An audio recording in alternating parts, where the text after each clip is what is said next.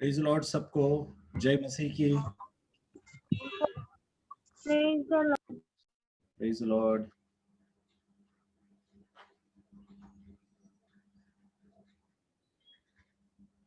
आइए हम आज का मीटिंग शुरू करेंगे प्रार्थना करके।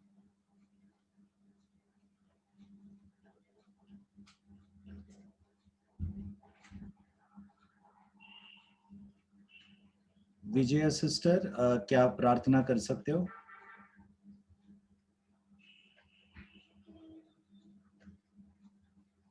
Hello. Yes, praise Lord. Hello. धन्यवाद यीशु, इसकी की आराधना करने के सुंदर से सामने आपने दिया, इसको धन्यवाद करते खुदा। प्रभु हम आपके चरणों में आते करने से तो भाई बहन प्रभु आज तो जूम मीटिंग नहीं करते और प्रभु हम धन्यवाद करते प्रभु आगे का समय के लिए प्रभु। जो भी प्रेयर पॉइंट है, जो भी थैंक्स गिविंग प्रेयर पॉइंट है प्रभु, उन सारे प्रार्थना को आपके चरणों में रखते खुदा। और आप आराधना के द्वारा आपका नाम को महिमा दीजिए और वचनों के द्वारा आप हमसे बातें कीजिए और उस वचन को हमारे हृदय में अनुष्ठ के लिए स्थिर करके रखिए और आप आपके इच्छे के अनुसार चलने के लिए मदद कीजिए करके ये प्रार्थना पुत्र यीशु मसीह के सामर्थ्य नाम से मांगते हैं, ग्रहण करते हैं। आमीन। आमीन आमीन।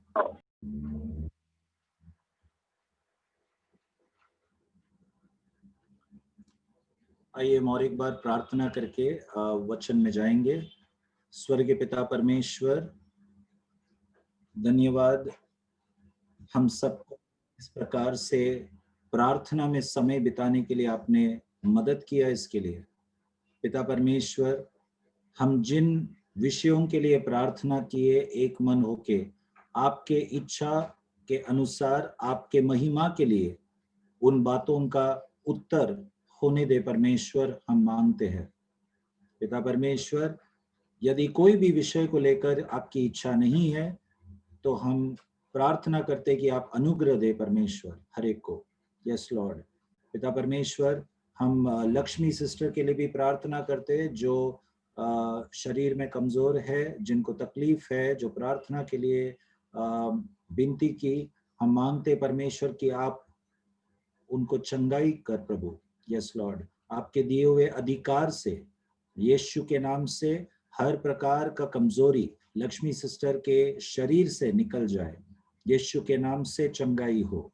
पिता परमेश्वर, जैसे हम आपके चरणों में बैठते प्रभु, आपके वचन के द्वारा सीखने के लिए और हमारे जीवन परिवर्तन होने के लिए प्रभु, हम मांगते हैं कि आप हम सबको स्पर्श कर, आपका पवित्र आत्मा हम सबको छू कर आपका पुत्र यीशु के जैसा हमें बना प्रभु। यस लॉर्ड, हम सबसे आज आप बातें कर और एक बार प्रभु, और हम सुन पाए।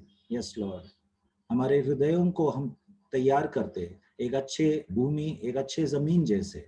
धन्यवाद प्रभु, आपने प्रार्थना सुना इसके लिए। यीशु के नाम से हम मांगते हैं, आमीन।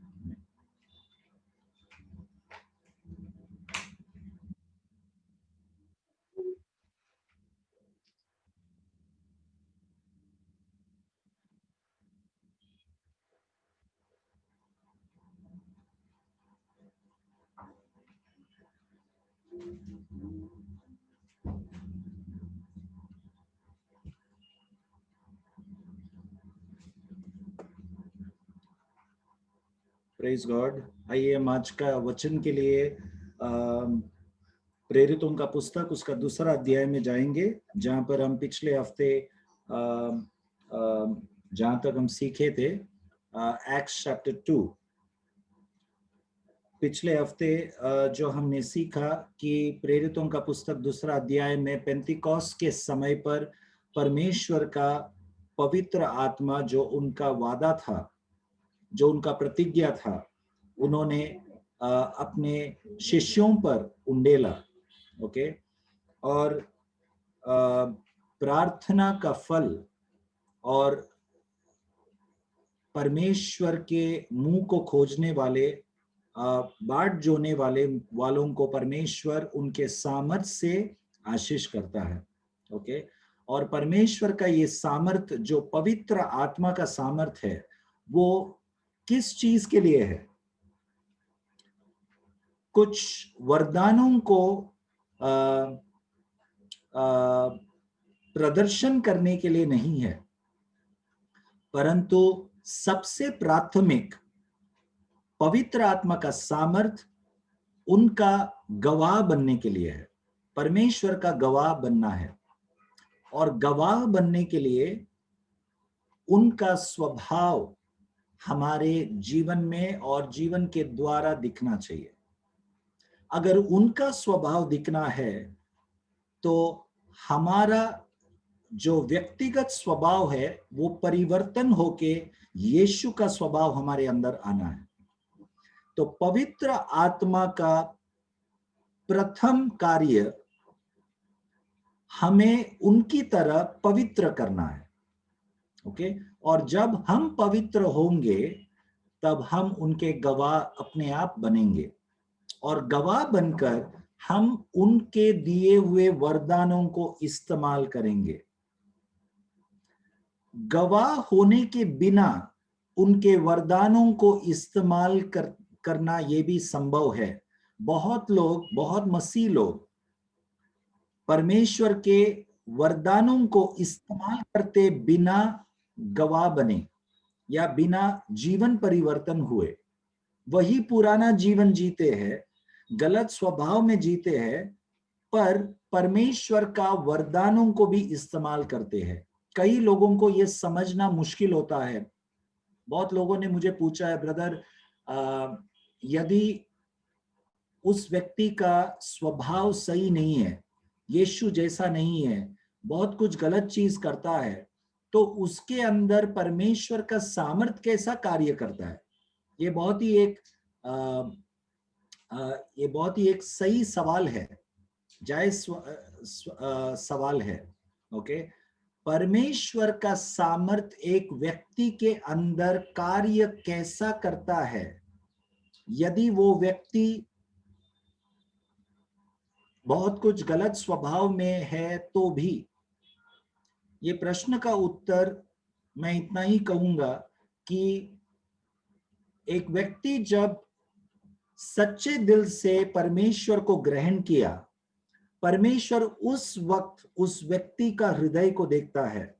उसने ग्रहण किया सच्चे हृदय से, और परमेश्वर उनका वादा का पक्का है। जितनों ने उनको ग्रहण किया उनको परमेश्वर का पुत्र बनने का अधिकार देता है। और यदि पुत्र है तो एफिसियों का पुस्तक के अनुसार परमेश्वर हमें उनका पवित्र आत्मा एक मोहर के रूप में देता है। He gives us his children the power of the Holy Spirit, or the Holy Spirit as the seal. It's like a sign that we are his children. और फिर जब हम भटक जाते हैं या गलत स्वभाव में या परीक्षाओं में हम गिर जाते हैं, और उसके बाद जब हम गलत करने लगते हैं, तब परमेश्वर का जो स्टैंडर्ड है, what do you call for standard? परमेश्वर का जो स्तर है वो इतना छोटा नहीं है कि इस व्यक्ति ने गलत स्वभाव करने लगा इसलिए मैं मेरा वरदान को या पवित्र आत्मा को ले लूंगा। Okay, our God is not so cheap that he will take it back. एक उदाहरण में देकर आपको ये बात स्पष्ट करना चाहता हूं। यदि आप अपने बहुत ही करीबी एक दोस्त को, जिससे आप बहुत प्रेम करते हैं, आपके दोस्त को उसके बर्थडे के दिन में आप एक गिफ्ट देते हो, ओके, क्योंकि आप बहुत प्रेम करते हैं इसलिए आपने उस दोस्त के बर्थडे को गिफ्ट दिया। लेकिन कुछ दिनों के बाद वही दोस्त आपका दुश्मन बन गया या आपके विरुद्ध कुछ करने लगा, आपसे दूर चले गए। क्या आप उस दोस्त को कहेंगे मैंने जो बर्थडे को गिफ्ट दिया था वो मुझे वापस कर? नहीं, हम इतने छोटे नहीं है कि हम वो गिफ्ट मांगेंगे या हिसाब रखेंगे कि हमें वो वापस चाहिए। नो, हम नहीं करते। तो परमेश्वर क्यों करेगा? परमेश्वर हमसे भी बहुत ऊंचा है, विचारों में बहुत ऊंचा है, ओके, स्तर में बहुत ऊंचा है। तो परमेश्वर उनका दिया हुआ वरदानों को लेता नहीं, ऐसा मेरा विश्वास है। ओके, परमेश्वर उस व्यक्ति को चेतावनी देता है, ओके, कि लौट आने के लिए। परंतु कई विश्वासी लोग इन वरदानों को दुरुपयोग करते हैं खुद के फायदे के लिए, खुद के नाम कमाने के लिए, पैसे कमाने के लिए कई लोग करते हैं। ओके, मसीह लोगों में ऐसे कई लोग हैं, प्रचारकों में हैं, ऐसे है। परमेश्वर उनका न्याय करने दो। परंतु यहां पर प्रेरितों का 2 अध्याय में परमेश्वर उनका बाट जोने वालों को, धीरज से प्रार्थना करने वालों को, उनके मुंह को खोजने वालों को अपना प्रतिज्ञा पूरा किया पवित्र आत्मा का सामर्थ देकर। ओके, तो यदि हम प्रार्थना में स्थिर रहते हैं, जिन विषयों को लेकर आप प्रार्थना करते हो, भले वो विषय का उत्तर आपको नहीं मिलता होगा, परिस्थिति में कुछ परिवर्तन नहीं मिला होगा, प्रार्थना करते रहो। ओके, निरंतर प्रार्थना करते रहो। ओके, ये मनुष्य के समझ के बाहर है। कुछ उत्तर नहीं मिलता है तो भी मैं कितना देर प्रार्थना करूं, कब तक मैं ये करूं, कब तक मैं ये सहूं। हमारा मन सवालों से घेरा हुआ है, और बहुत ही जो लॉजिकल सवाल है ना, उनसे घेरा हुआ है। कई बार हम स्वयं नहीं जानते, कई चीजें हमारे जीवन में उतार और चढ़ाव या तकलीफ हमारे खुद के जीवन परिवर्तन के लिए भी होता है।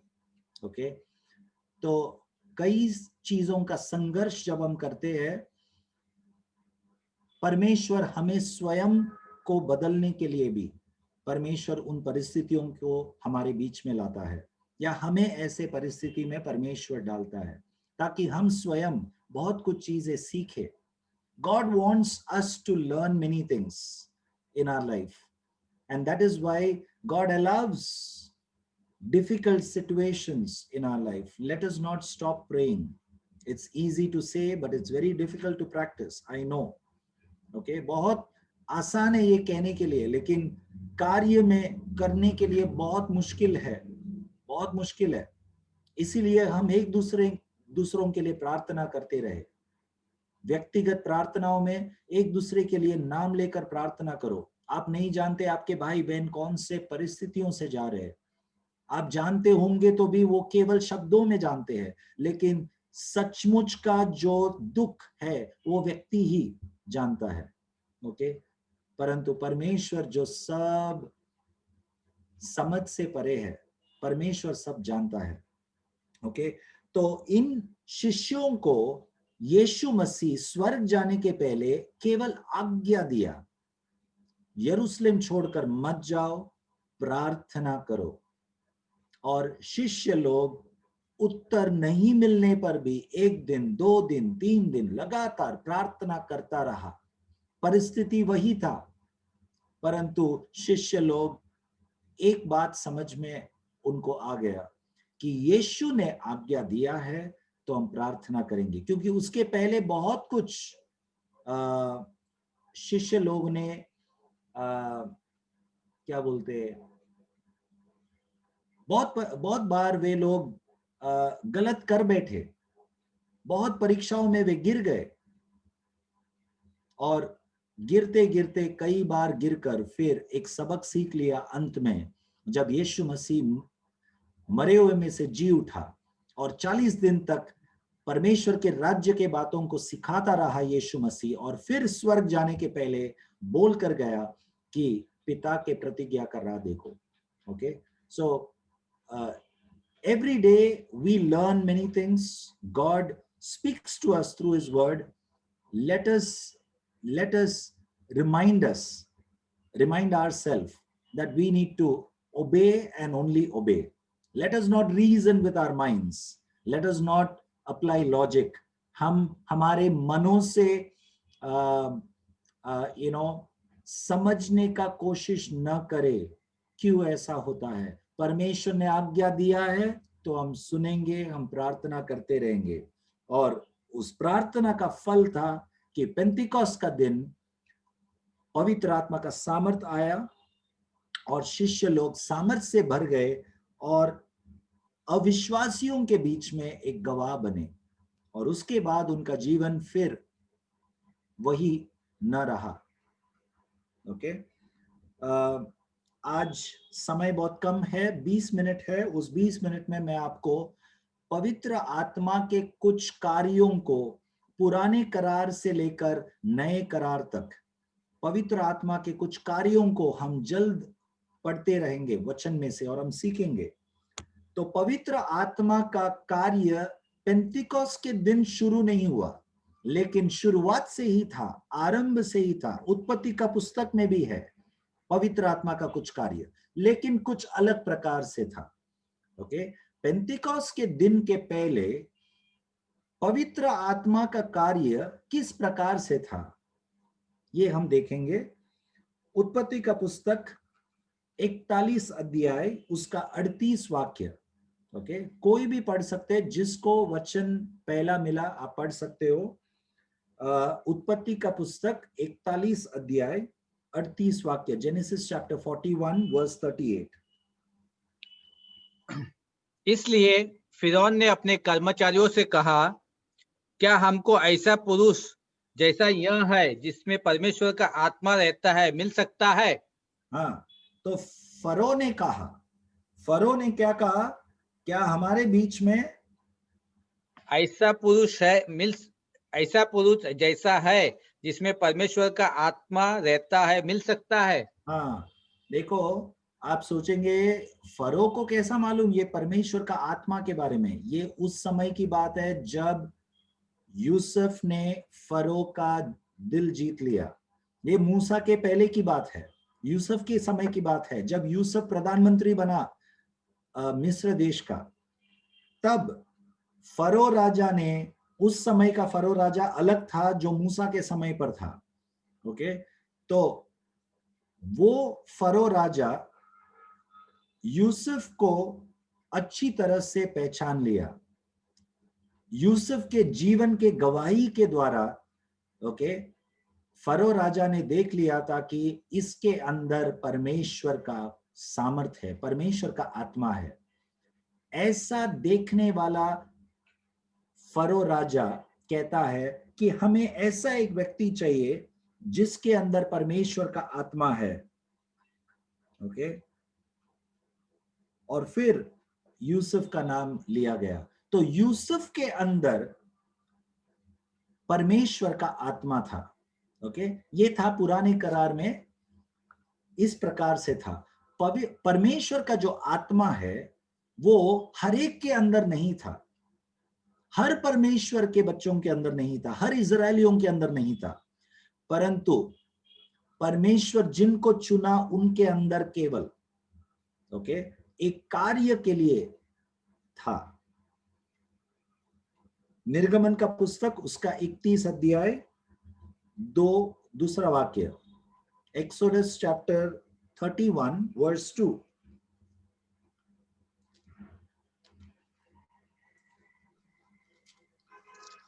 निर्गमन 31 अध्याय दूसरा वाक्य। सुन, मैं ऊरी के पुत्र बसरेल को, जो हूर का पोता और यहूदा के गोत्र का है, नाम लेकर बुलाता हूं। आगे, और मैं उसको परमेश्वर की आत्मा से, जो बुद्धि, प्रवीणता, ज्ञान और सब प्रकार के कार्यों की समझ देने वाली आत्मा है, परिपूर्ण करता हूं। मैं उसको परमेश्वर के आत्मा से परिपूर्ण करता हूं। ये परमेश्वर स्वयं कह रहा है मूसा से। ओके, किसके बारे में कह रहा है? दूसरा वाक्य पढ़िए और एक बार। ऊरी के पुत्र बससेल को। हाँ, तो बेजलेल के बारे में परमेश्वर कह रहा है, उसको चुनने के लिए परमेश्वर मूसा से कह रहा है बेजलेल को चुन और उसके अंदर मैं मेरा आत्मा को डालूंगा। और ये आत्मा, परमेश्वर का आत्मा क्यों है, किससे भरा हुआ है, परिपूर्ण, किन चीजों से परिपूर्ण है? पढ़िए।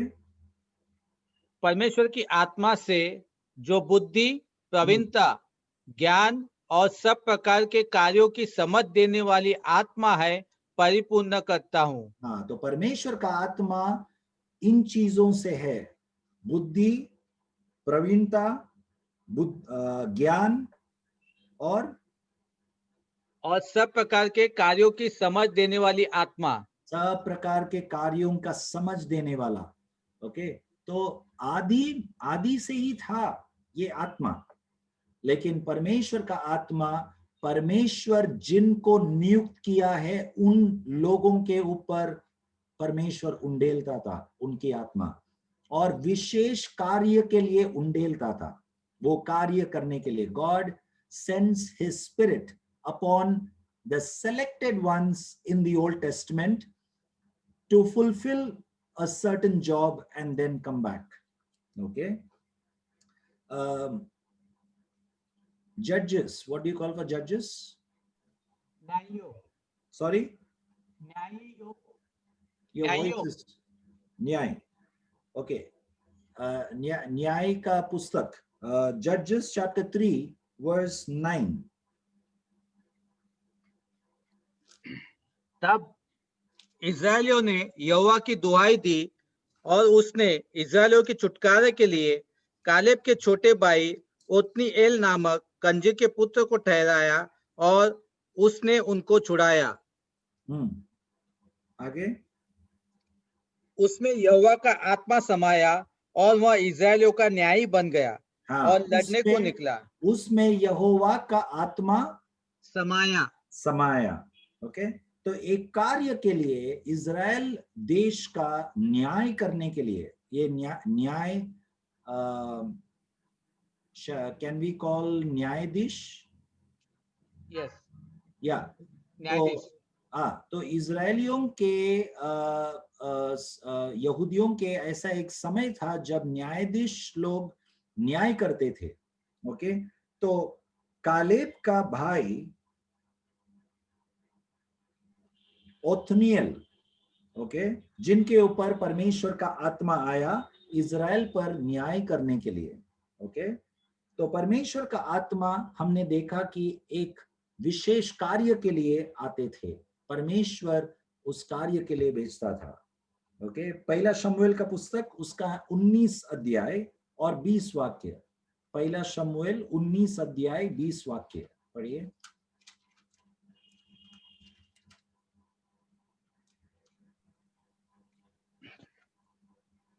तब शाऊल ने दाऊद को पकड़ लाने के लिए दूत भेजे, और जब शाऊल के दूतों ने नबियों के दल को नबूवत करते हुए और शमूएल को उनकी प्रधानता करते हुए देखा, तब परमेश्वर का आत्मा उन पर चढ़ा और वे भी नबूवत करने लगे। परमेश्वर का आत्मा, सौल ने जिन लोगों को भेजा उनके ऊपर परमेश्वर का आत्मा आया और वे भी भविष्यवाणी करने लगे। ओके, तो परमेश्वर का आत्मा इन सब वाक्यों में जो हमने पढ़ा है वहां पर एक विशेष कार्य के लिए आते थे और परमेश्वर उस कार्य के लिए भेजते थे। इस प्रकार से पुराने करार में हुआ करता था। एजेकियल का पुस्तक उसका 36 अध्याय और 25 वाक्य। एजेकियल 36 और 25। Ezekiel chapter 36 verse 25।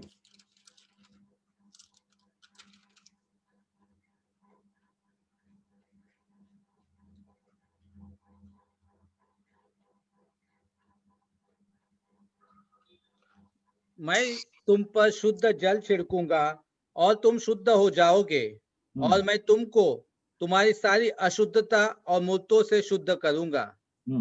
मैं तुमको नया मन दूंगा और तुम्हारे भीतर नई आत्मा उत्पन्न करूंगा, और तुम्हारी देह में से पत्तल का हृदय निकालकर तुम्हें मांस का हृदय दूंगा।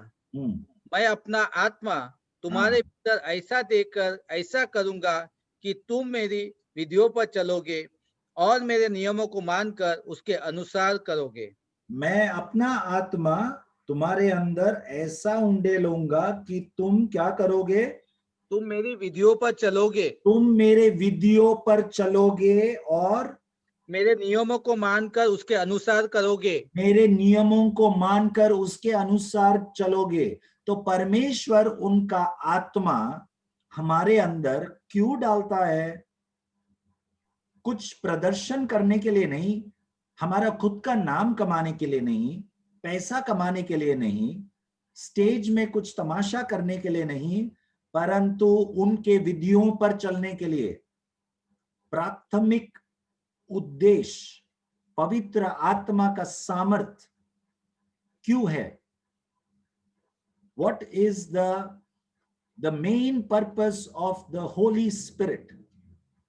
So that if we claim that we have the Holy Spirit in us, then the proof of we being filled with the Holy Spirit is that we should walk according to His word. We should be obedient Christians. We should have His fear in us. It is so unfortunate that many of us Christians, we do not fear God, we do not walk according to His ways, we do not obey His commandments, and we don't care, and we claim that we have the power of the Holy Spirit. कई बार हम मसीह लोग, हम परमेश्वर के वचन के अनुसार आज्ञा पालन करके नहीं चलते। वचन को हम तोड़ मड़ोड़ के हमारे फायदे के अनुसार हम इस्तेमाल करना चाहते हैं, और हम दावा करते कि हमारे अंदर पवित्र आत्मा का सामर्थ्य है।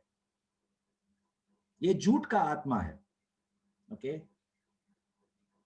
कई बार कलीसिया में भी कई चीजें ऐसा होता है, गलत तरीके से बहुत कुछ चीज चलता है। हमें सावधान रहना है। यदि हम ये दावा करते हैं, या if we claim that we have the Holy Spirit, okay, then we need to walk according to the commandments of God. We cannot use God's commandments for our own interest.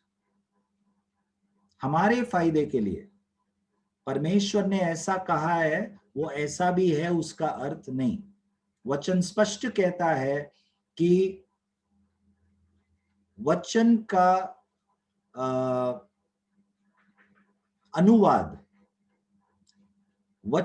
अनुवाद हर एक व्यक्ति अपने अनुसार नहीं कर सकता। The word of God cannot be interpreted according to each one's desire. Okay? So, पवित्र आत्मा, मैं ये बार बार दोहराऊंगा क्योंकि ये एक ऐसा विषय है, पवित्र आत्मा का सामर्थ एक ऐसा विषय है जो विश्व भर में मसीह लोग दुरुपयोग करते हैं और गलतफहमी में रहते हैं कि पवित्र आत्मा का सामर्थ पाया है तो ज्यादातर लोगों का ध्यान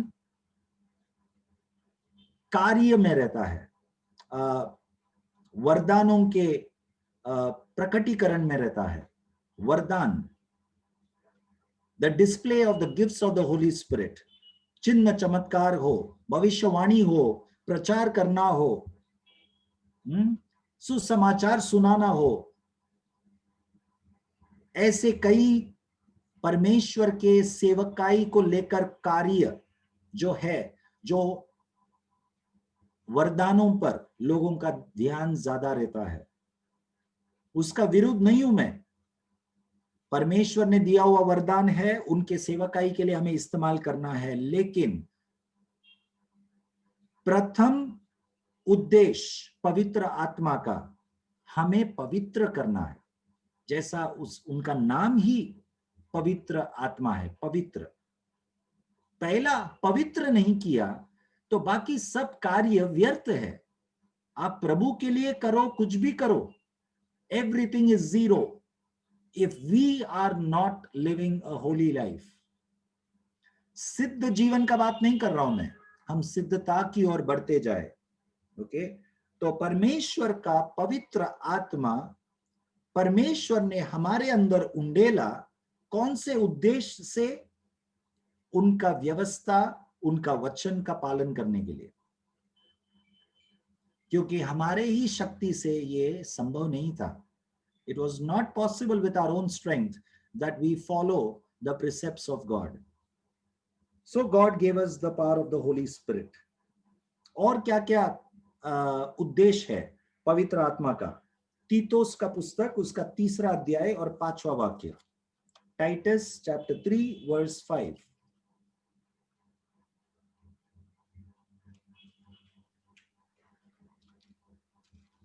तो उसने हमारा उद्धार किया, और यह धर्म के कामों के कारण नहीं जो हमने अपने आप किए, पर अपनी दया के अनुसार नए जन्म के स्नान और पवित्र आत्मा के हमें नया बनाने के द्वारा हुआ. पवित्र आत्मा के हमें नया बनाने के द्वारा हुआ. Okay. According to his mercy, he saved us through the washing of regeneration and renewing of the Holy Spirit. तो पवित्र आत्मा हमें शुद्ध करता है, हमें धो लेता है, हमें नया करता है और हमारे अंदर उद्धार का पूर्णता लाता है. यहाँ पे कहीं पर भी आत्मा के वरदानों के कार्य के बारे में नहीं लिखा है, सेवकाई के बारे में नहीं लिखा है. सेवकाई के पहले हमारे अंदर के परिवर्तन के बारे में, वो है उद्देश्य पवित्र आत्मा का. 2 थिस्सलुनीयों का पुस्तक 2रा अध्याय उसका 13 वाक्य. 2 Thessalonians chapter 2 verse 13.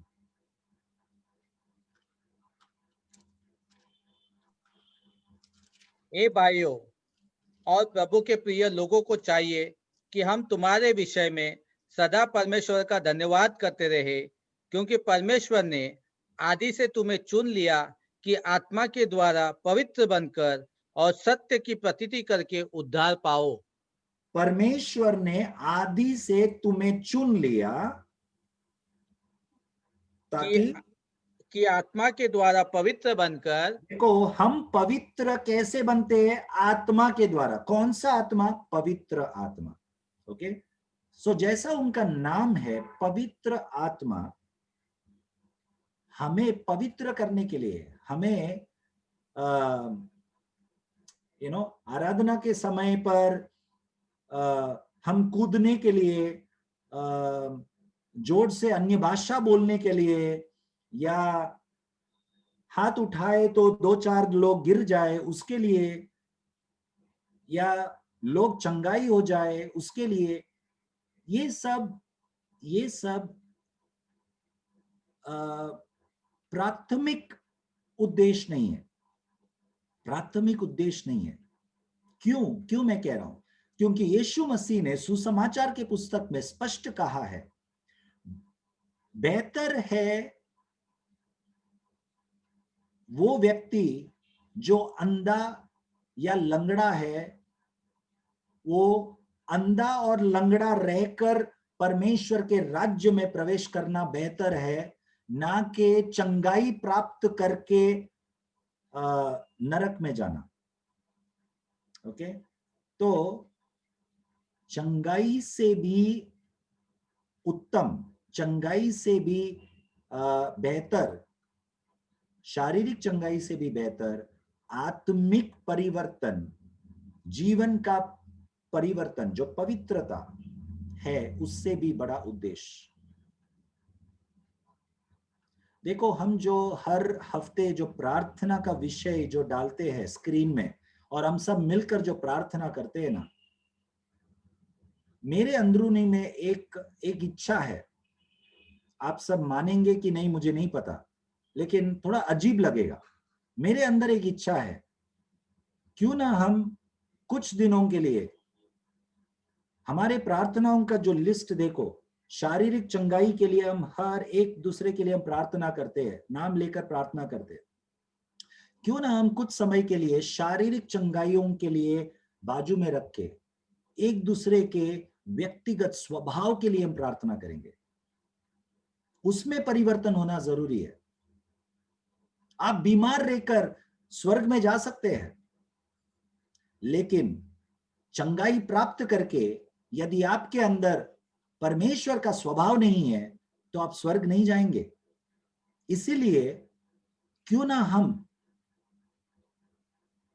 पवित्र आत्मा के जो फलों का जो गुण है, जो फल के बारे में जो गुण परमेश्वर ने सिखाया वचन के द्वारा, उन फलों को लेकर प्रभु हमारे अंदर और धीरज डाल। आप, हमें धीरज की जरूरत है, हमें दीर्घ क्षमा की जरूरत है, हमें प्रेम की जरूरत है। जैसा आप प्रेम करते वैसा हम प्रेम नहीं करते, हमारे अंदर उस प्रेम का कमी है, हमारे अंदर क्षमा करने का क्षमता नहीं है। ऐसे कई स्वभावों को लेकर क्यों ना हम प्रार्थना करें एक दूसरे के लिए। ये सब आत्मिक बीमारी है। हम आत्मिक बीमारियों को अलग रख के ज्यादा हमारा ध्यान शारीरिक बीमारियों पर रहता है। ओके,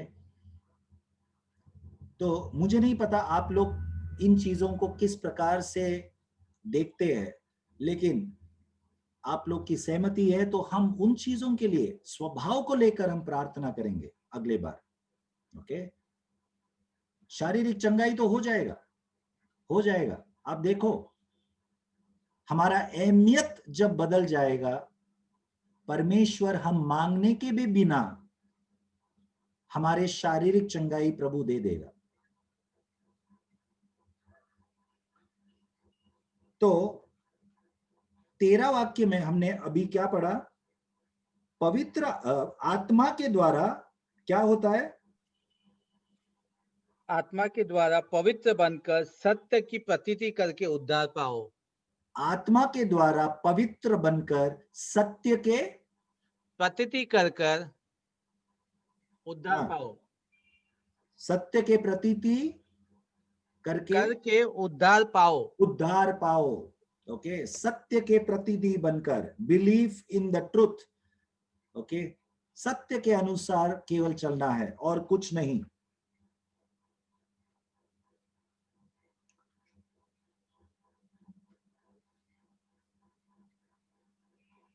रोमियो का 5वां अध्याय उसका 5वां वाक्य आखिरी में पढ़ेंगे हम। रोमियो का 5वां अध्याय उसका 5वां वाक्य। और आशा से लज्जा नहीं होती, क्योंकि पवित्र आत्मा जो हमें दिया गया है उसके द्वारा परमेश्वर का प्रेम हमारे मन में डाला गया है। जो पवित्र आत्मा हमें दिया गया है उनके द्वारा हमारे अंदर क्या डाला है? पैसा डाला है, परमेश्वर का प्रेम डाला है। परमेश्वर का प्रेम है वो धन, हमें वो चाहिए। क्या हम उसके लिए प्यासे हैं, भूखे हैं? ओके, परमेश्वर का आत्मा आरंभ से सही उद्देश्य के लिए परमेश्वर ने भेजा है।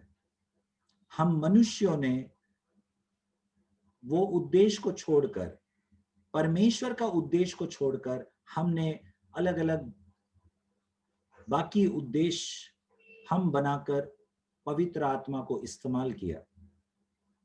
परमेश्वर ने हमें आत्मा का सामर्थ्य क्यों दिया है?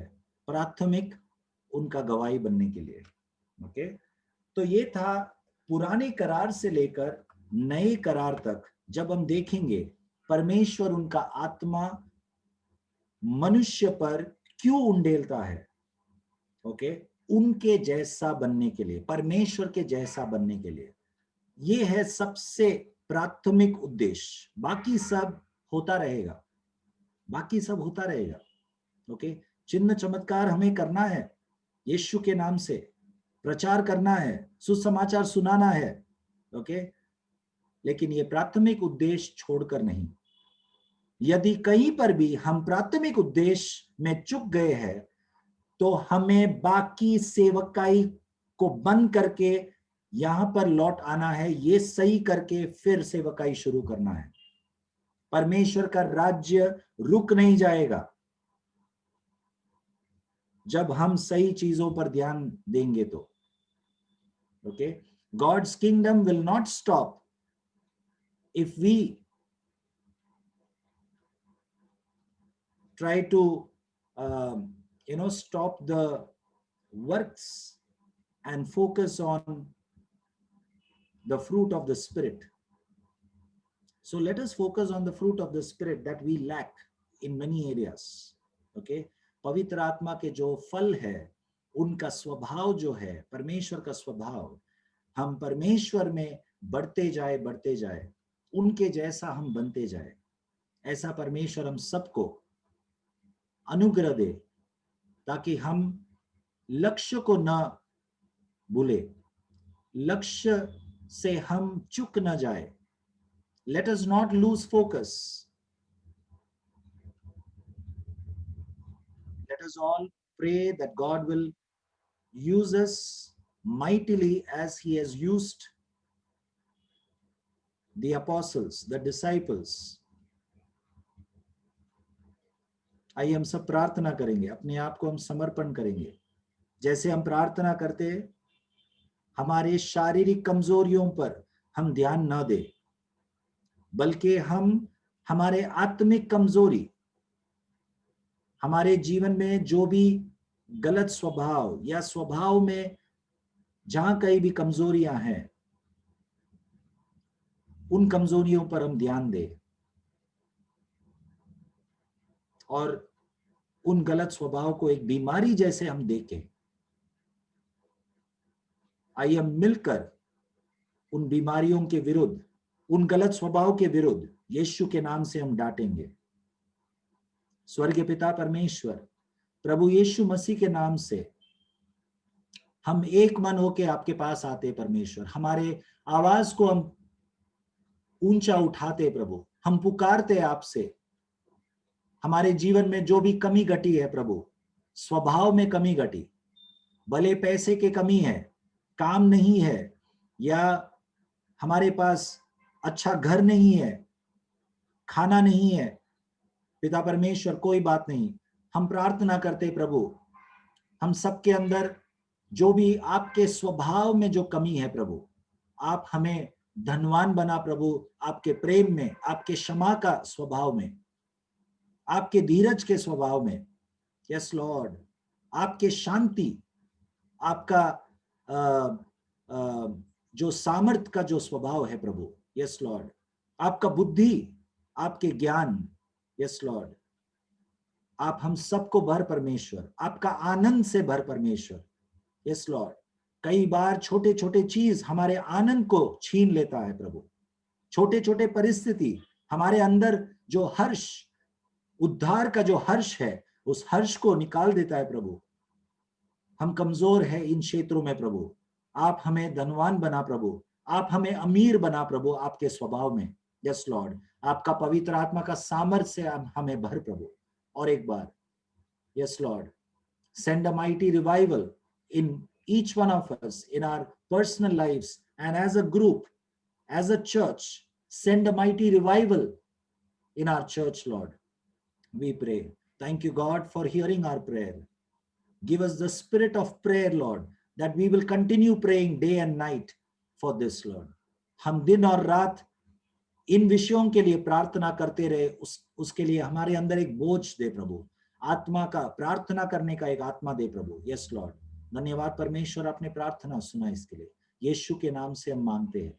आमीन. Amen. Amen. Amen. Praise Amen. you all. Praise the Lord. Praise God. Praise God. Praise the Lord, everyone. Praise the Lord, everyone. the Lord, brother. Praise the Lord. Praise the Lord, Anjali sister. Praise the Lord, Praise the everyone. Lord. How are you all? Hi. I'm fine. Savita का birthday पाना चाहिए. Happy birthday Savita. या बबीता का birthday था. इसमें करके आपके बच्चों के लिए आवाज अपने बना आपको बच्चे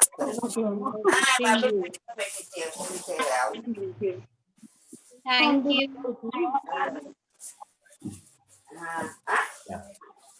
Thank you for praying for her, keeping her in prayer.